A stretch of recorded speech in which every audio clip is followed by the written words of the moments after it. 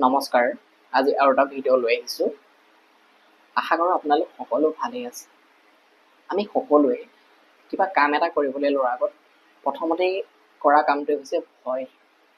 আমি ভয় কৰোঁ যে কামটো ভালকৈ হ'বনে নহয়, কামটো কৰিম জানো চা বেয়া হ'ব, কোনোবাই গালি পাৰিব, তেনেকুৱা কিছুমান কথাক লৈ ভয় কৰি থাকোঁ।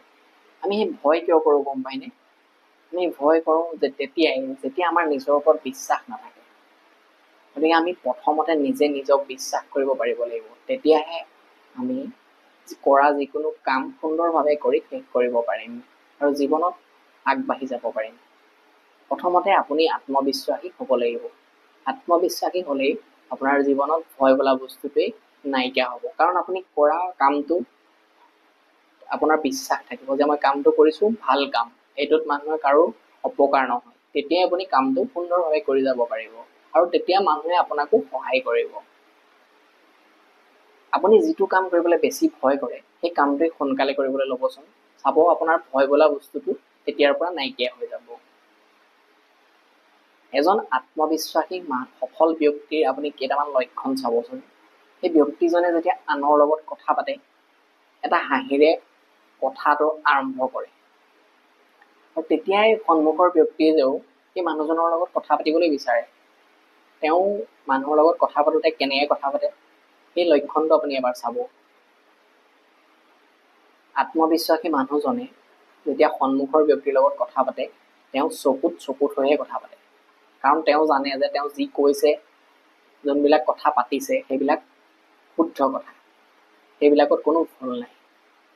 গতিকে মানুহে সদায় আনৰ লগত যেতিয়া কথা পাতে সদায় চকুত হৈ কথা পাতিব পাৰিব লাগে, কাৰণ যোনবিলাক দোষী মানুহ যোনে ভুল কৰে তেওঁহে আনৰ চকুত হৈ কথা ক'ব নোৱাৰে। এইটো কথা আমি সকলোৱে গম পাওঁ। আৰু আমি কি কৰোঁ, আমি কেতিয়াবা মিটিং ক'ৰবাত গ'লে বা ক'ৰবাত ক্লাছ কৰিলে আমি সদায় লাষ্টৰ বেঞ্চত বহোঁ।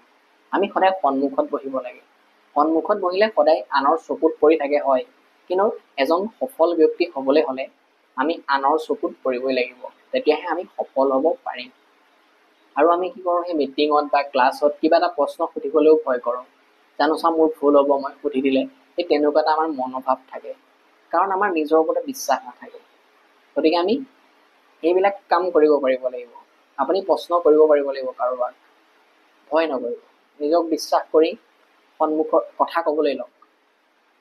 চাবচোন সফল ব্যক্তিসকলে কাকো একো ক'বলৈ ভয় নকৰে, কাৰণ তেওঁলোকে যোনবিলাক কয় সেইবিলাক তেওঁলোকে গম পায় যে ভাল কাম ভাল কথা।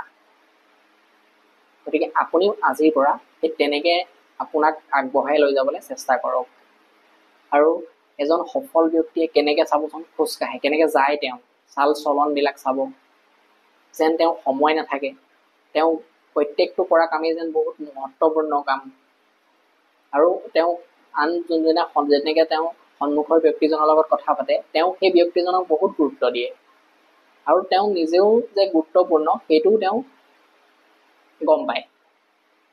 গতিকে আপুনি যেতিয়া আনৰ লগত কথা পাতিব সেই সন্মুখৰ ব্যক্তিজন যে আপোনাৰ বাবে গুৰুত্বপূৰ্ণ ব্যক্তি সেইটো সদায় মনত ৰাখিব। গতিকে আপুনি আজিৰ পৰা এই ভয় কৰিবলৈ বাদ দিয়ক। পৰীক্ষা আহিছে, ফেইল কৰিম সেইটোক লৈ আমি ভয় কৰোঁ। এই ভয় কৰি চিন্তা কৰি থকা সময়কণ যদি আমি পঢ়োঁ আমি এনেও পাছ কৰিম। গতিকে সেই বিশ্বাসটো লৈ আপুনি পঢ়ক। আপুনি ভয় কৰে আপোনাৰ ওচৰৰ মানুহে কি ক'ব, আলোচনা কৰিব আপোনাক লৈ, আপুনি এনেকুৱা কাম কৰিলে। আপুনি এটা কথা মনত ৰাখক, আপুনি কৰা কামটো যে শুদ্ধ, আপুনি কৰা কামটো যে ভাল কাম, সেইটো যেতিয়া আপুনি স্থিৰ কৰি কাম কৰিব তেতিয়া আপুনি কোনোবাই কৰা আলোচনাবিলাকো গুৰুত্ব নিদিবলৈ এৰি দিব। কাৰণ প্ৰতিজন সফল ব্যক্তিকেই মানুহে সমালোচনা কৰেই। সেই সমালোচনা বা আলোচনা কৰাৰ পাছতহে সেই সফল ব্যক্তিজনে মহত্বপূৰ্ণ বা গুৰুত্বপূৰ্ণ কামটো কৰেগৈ। গতিকে এইটোক লৈ আপুনি চিন্তা নকৰিব। প্ৰথমতে আপুনি আপোনাৰ নিজক লৈ বিশ্বাস কৰক, তেতিয়াহে আপোনাক আনে বিশ্বাস কৰিবলৈ ল'ব। ধন্যবাদ ভিডিঅ'টো ইমান দেৰি চোৱাৰ বাবে। চেনেলটো ছাবস্ক্ৰাইব কৰি দিব আৰু শ্বেয়াৰ কৰি দিব।